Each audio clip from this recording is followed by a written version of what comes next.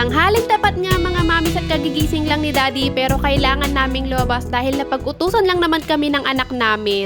Dahil nga malapit ng first quarter ng exam nila Athena, marami silang ngayong mga performance tasks at marami silang mga activities na hinahabol. Kaya naman ito, lalabas kami ni Daddy dahil kailangan namin ipaprint yung isa sa mga performance tasks ni Athena sa isang subject nila. Wala din naman talaga kaming choice ni Daddy kung hindi kami ang magpa-print dahil hindi rin naman lumalabas si Athena at hindi niya alam kung saang merong pamprintan dito banda sa lugar namin. Pero kung sakaling ang alam ni Athena, hindi rin naman talaga namin siya hayaan na lumabas mga mamis dahil alam naman natin napakadelikado talaga ng panahon ngayon at ang dami talagang mga batang nawawala. Nandito na nga kami sa computer shop at nakapagpa-print na nga kami ng isa sa mga performance tasks ni Athena at nagka-print din kami ng mga 2x2 pic niya dahil mag-audition siya para tumakbo na vice mayor sa school nila. Nakakatawa nga lang to si Athena kasi kung ano-ano yung mga sinasadihan niya sa school nila kahit wala siyang idea kung ano yun. Nakalain nyo yun, magkakaroon na kami ng anak na politician. Charot.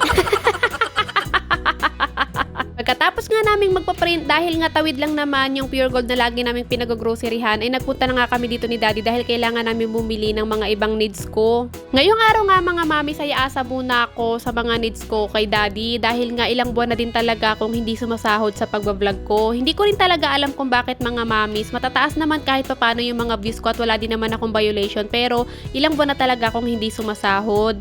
Kaya naman ngayon mga mamis, itong mga pangangailangan ko gaya ng alcohol, wipes, sabon at kung ano-ano ay iasa ko muna kay Daddy. Simula din kasi talaga nung na-monetize na ako mga mamis dito sa pagbablog ko ay hindi ko na talaga inasa kay Daddy yung mga pangangailangan ko, lalong-lalo na nga pagdating sa bituka ko. Ako na talaga ang bibili ng mga colostomy bag ko, mga wipes, alcohol, pati na rin ng tissue at sabon. Kaya naman talaga lahat ni Daddy mga mamis kung iasa ko sa kanya at kung sakali namang hindi rin ako nagbablog, siya din naman talaga yung bibili lahat ng mga pangangailangan ko noon. Pero ngayon syempre bilang tulong na din sa kanya, malaking bagay talaga na ako na yung bibili ng mga pangangailangan ko.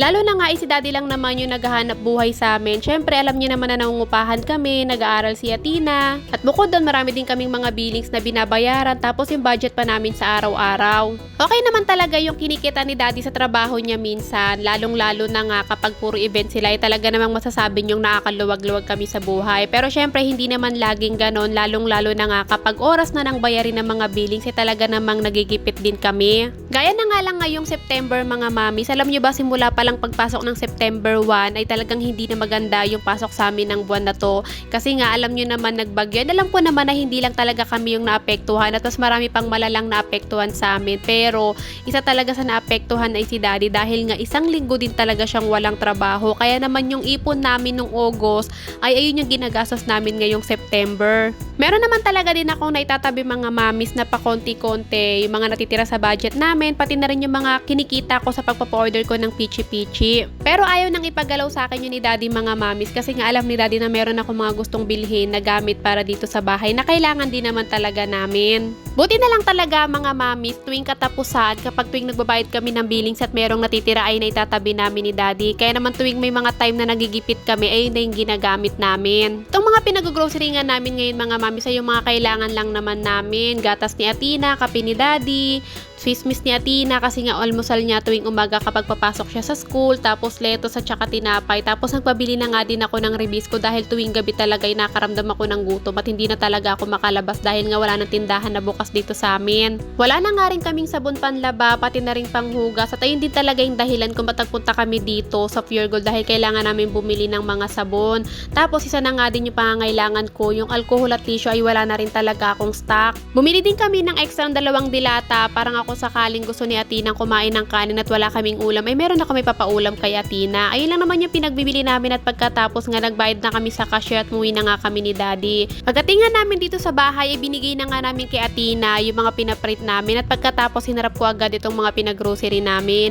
Nasaktuhan pala itong araw na nag-grocery kami ay wala silang plastic kaya naman ito napabili na naman kami ng eco bag. Naipon na nga kami ng eco bag dito ng Pure Gold mga mami. Si iba nga ay naluluman na lang kaya tinatapon na din namin. Ito may panibago na naman kaming 2 eco bag. Alam niyo mga mamis, malaki talaga ang natitipid namin kapag binibili namin sa grocery yung mga kailangan namin. Gaya na nga lang nung kape, asukal at saka gatas. Lalong-lalo na nga mga mamis sa mga sabon pang laba pati na rin sabon pang hugas kasi kapag binili namin talaga yan dito sa tindahan sa amin ay medyo may kamahalan na talaga. Kaya naman minsan kahit nga sabon lang talaga yung bibilin ko or di naman kaya sabon panghugas lang ay talaga namang pumupunta pa ako sa Pure Gold para lang makabili nun kasi dito sa amin ay medyo mataas-taas yung patong. Pero depende yun sa kakayanan ng mga paa ko mga mamis kasi alam nyo naman hindi normal tong mga paa ko. Minsan talaga malakas topak neto, hindi pa ako naglalakad, masakit na.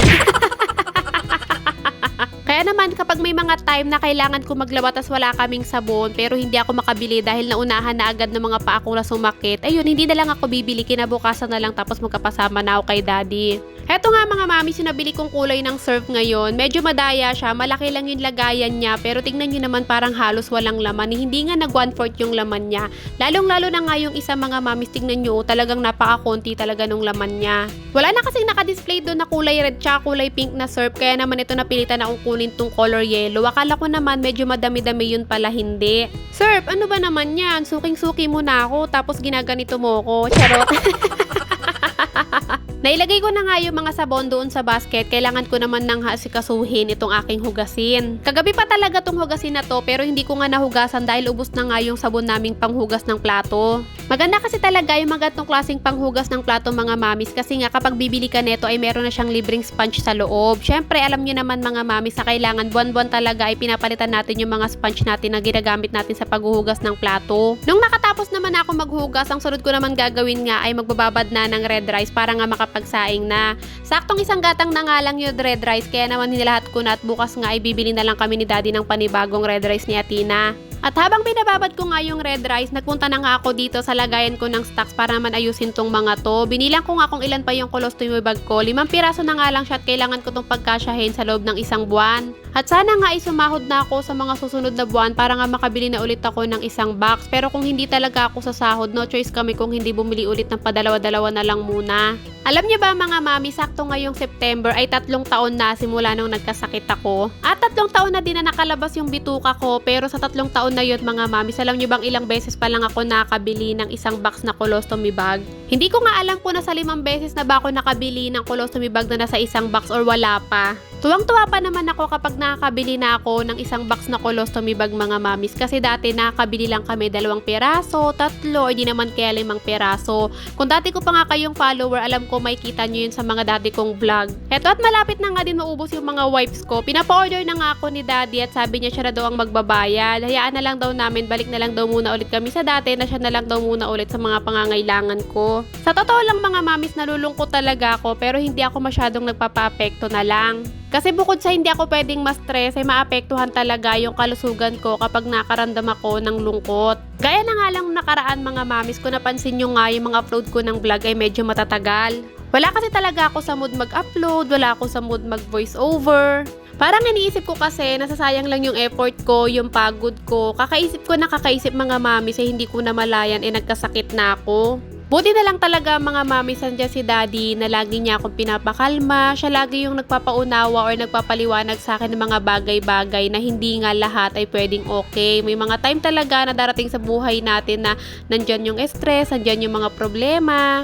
At wala naman talaga tayong choice kung hindi harapin na lang yung mga yun at lampasan na lang. At kapag pinapaliwanagan talaga ako ni daddy mga mamis, dun ko talaga nare-realize na oo nga no, bakit ba kailangan kong ma-stress, bakit ba kailangan kong magmukmuk kung pwede naman ako magpatuloy na lang. Kaya naman ito ko ngayon mga mamis, sutal naman nandyan lagi si daddy sa tabi ko na hindi ako pinapabayaan, tuloy-tuloy lang.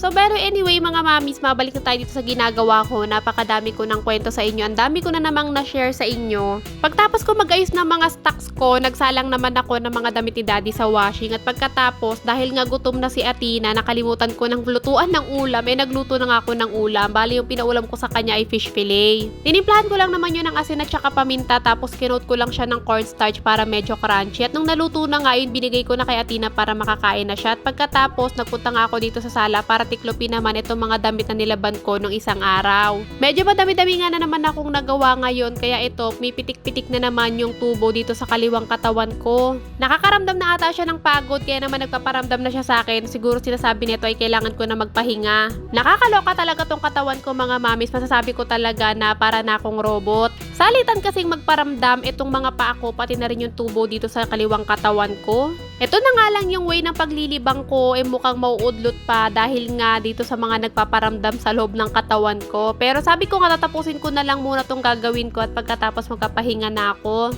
Pagkatapos ko nga tupiin yung mga damit namin ni Athena, inantay ko lang na matapos sa washing na paikutin itong mga damit ni Daddy at pagkatapos sinampay ko na nga dito sa labas. Naghahabol na naman ako na makatuluto kasi mga bandang gabi lagi ay umuulan na. Pagkatapos ko naman magsampay dahil nga nagugutom ako at gusto ko magmerienda, niluto ko na nga tong pinakalas na pancake ni Athena na natitira. 4 na box talaga to mga mamis pero sale ko naman na nabili to. Dahil nga naluto ko naman na yung 3 box kasi pinapabaon ko kay Athena sa school din naman kaya minsan ay almusal niya. Etong huling box na lang yung natitira pero hindi ko lalahatin yung luto nito mga mamis para nga kinabukasan ay meron pang pambaon si Athena sa school. Magluluto nga lang ako ng 3 sa akin tapos 3 kay Athena para nga pang merienda na din niya. Minsan talaga okay din na may mga stock na mga pancake sa bahay kasi nga madaling lutuin to, isang itlog lang tapos tubig lang okay na. Pangalawang batch na nga itong isinalang ko tapos itong natitira dito sa may tab ay tinakpan ko na para mailagay sa rep at bukas ko naman lulutuin to pang baon pati na rin pang almusal ni Athena sa school. Eto at naluto na nga rin yung pangalawang isinalang ko, itinabi ko na nga muna tong kawali kasi pwede ko pang magamit yan bukas ng umaga. Hindi ko muna siya hugasan para naman hindi sayang sa sabon at tubig.